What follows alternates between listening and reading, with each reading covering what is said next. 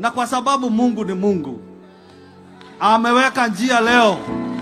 Usije hapa ukiwa hasola, uje hapa ukiwa rais wa Kenya ndio utupatie mkate mkubwa, kwa sababu tungekupata ukiwa naibu wa rais.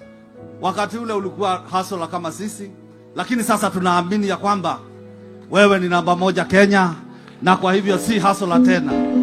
Neno hasola haitatamkwa tena kwako. Kuja kufanya ibada pamoja nasi, na pia tunawakaribisha katika mji huu wetu wa Kimana, na kwa sababu tunajua wewe unalipenda kanisa, na sio sasa ukiwa rais wetu wa taifa letu la Kenya ulianza kulipenda kanisa. Nilikuona wakati wa referendum, wakati fulani tulikutana na kina Segel pamoja na wewe na mahakimu na watu ambao ni wa sheria, ukitujulisha ya kwamba tuheshimu kanisa na vipengele fulani zisiweko kwa sababu ya kanisa. Na kwa hivyo wewe umekuwa mtu ambayo si sasa umependa kanisa, ulianza kuonyesha zamani ya kwamba wewe unalipenda kanisa. Na kwa hivyo sisi kama watu wa Kimana, hawa watumishi wa Mungu wameniambia nikupongeze na nikwambie wanakupenda kwa roho zao zote, na wanakupokea kwa moyo wao wote. Mheshimiwa Rais, sisi ni kikundi ambacho ni cha makanisa yote yale ambayo yako Kimana, bila kujali dini. Tumekusanyika pamoja na tumekuwa na mikutano kadhaa wa kadha kila mwaka. Tumekuwa tukifanya mara 2 kwa mwaka. Kuna mkutano tunafanya, tunaalika wahubiri kutoka sehemu yoyote ya Kenya, hawa wa kwetu, na kuna wakati pia tunamlete kiongozi kutoka mhubiri kutoka nchi za nje. Na tumebarikiwa. Tulianza kwa udhaifu, lakini tumeendelea kuwa na nguvu. Maana mara ya kwanza tulitumia hema za magunia, tumeendelea tukaja tukaomba, tukanunua hema kidogo kidogo ambayo hata haiwezi kubeba watu 800.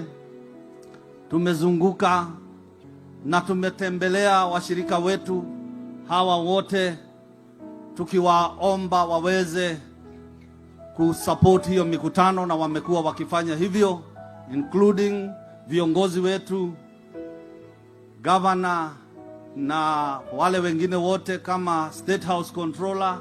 Tumewasumbua tukiwaomba watu support, na wametusupport mpaka mahali tumefika. Mheshimiwa Rais, sisi tulitamani kama fellowship kukuona mapema ili hata utusaidie na kahema. Na wakati ule tulitaka kukufuata, ulikuwa makamu wa rais. Na kwa sababu Mungu ni Mungu, ameweka njia leo. Usije hapa ukiwa hasola, uje hapa ukiwa rais wa Kenya ndio utupatie mkate mkubwa, kwa sababu tungekupata ukiwa naibu wa rais. Wakati ule ulikuwa hasola kama sisi, lakini sasa tunaamini ya kwamba wewe ni namba moja Kenya, na kwa hivyo si hasola tena. Neno hasola haitatamkwa tena kwako. Na tuko hapa Rais kukupongeza kwa sababu wewe unapenda kanisa. Na tunashangaa tukiona viongozi wengine wa kanisa ama wa dini wakikashifu ile kazi unafanya kanisani. Sisi tunashangaa kwa sababu maandiko inasema vizuri sana, kama watu watakataa kumtolea Mungu, Mungu atakausha anga yetu na haitanyesha tena. Na kwa sababu wewe umekuwa ukituongoza kutoa sadaka na dhabihu na kujenga makanisa, bila shaka taifa letu litapona, na taifa letu limepona. Niko hapa hata nikosoe hao wengine ambao wanaongea kinyume cha sadaka katika nyumba ya Mungu. Sisi watu wa Kimana na wa Loitoktok kwa jumla tunaomba wale watakaorudisha sadaka utuletee. Utuletee. Kwa sababu bado tunataka kujenga kanisa. Bado tunataka kuhubiri Injili. Bado tunataka kwenda mataifa. Hatumalizi huduma hapa. Tunataka kwenda mataifa. Tumeona nchi za nje makathedral yamefungwa. Ni sisi tutalipa deni kwao. Twende tukahubiri huko kwao. Kwa hivyo Mheshimiwa Rais, tunamshukuru Mungu sana umekuja hapa ukiwa wewe si hasla. Lakini tunaomba tu utununulie hema. Utununulie hema. Na ukinunua hema hapa, Mheshimiwa Rais, umeokoa hawa watu wote, pamoja gavana, pamoja nani. Maana tumekuwa kila mwaka lazima tuende kwao kutafuta vile tutapata hema. Na tumefanya juhudi, lakini wamesupport mikutano yetu kwa hali na mali, lakini hatujafikia kununua hema. Kila mwaka mara 2 tumekuwa tukienda Nairobi kutafuta hema, wakati mwingine tunaenda Thika, na imekuwa ikitugharimu pesa mingi sana. Hawa washirika wetu tunawashukuru sana kwa sababu pia hawajatoroka kanisani, wameendelea kuvumilia.